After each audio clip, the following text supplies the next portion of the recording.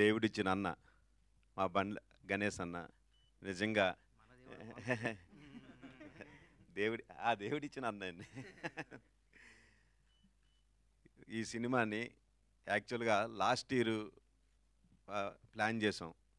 అయితే ఆ రోజు మాకు ఏమైంది అన్నారంటే, మేము ఇద్దరం మాట్లాడుకుంటూ గణేష్ అన్న ఏమన్నారంటే, ఇప్పుడు వద్దు, నెక్స్ట్ మనం పవర్లోకి వస్తాం, పవన్ కళ్యాణ్ గారు డెఫినెట్గా పవర్లోకి వస్తాం, మనం ఆ టైంలో చేస్తే ఆ మజా వేరబ్బా, ఆ కిక్కే వేరబ్బా అని ఆయన చెప్పడం.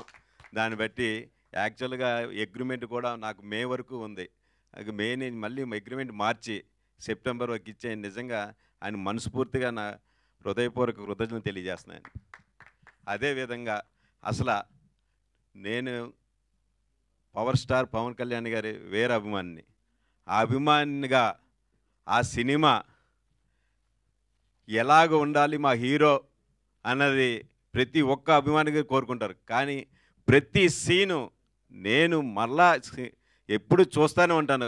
వారానికి ఒకసారి కూడా ఈ సినిమా చూస్తూ ఉంటాను. ప్రతి సీను కూడా ఎక్కడా కూడా హీరోయిజం, ప్రతి సీన్ హీరో గారు ఎంటర్ అయిన కాడి నుంచి ఎండింగ్ వరకు కూడా హీరోయిజం. నిజంగా ఘనత మా డైరెక్టర్ హరీష్ శంకర్ గారికి నిజంగా మా హృదయపూర్వక కృతజ్ఞత సార్. ఎందువల్లంటే ఈ సినిమా ఇంత హైపు అది వచ్చిందంటే కారణం మీరే సార్. నిజంగా మా అభిమానులు మేమేమైతే అనుకున్నామో అదే విధంగా అసలు మాకు పవన్ కళ్యాణ్ అంటే పిచ్చ.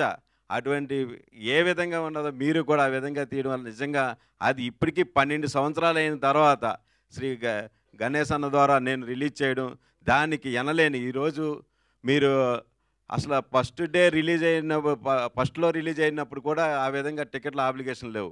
ఈరోజు ప్రతి ఒక్కరు కూడా అన్న మాకు టికెట్లు ఇప్పించన్న మొత్తం వరల్డ్ వైడ్ మేమే చేసాం.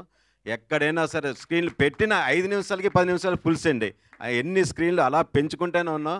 ఇప్పుడు సెకండ్ అన్ని థియేటర్లు కూడా ఫుల్స్ అయిపోయి ఇప్పుడు అందరూ కూడా ప్రతి ఒక్కరు కోరుతుంది ఏంటంటే ప్రీమియర్.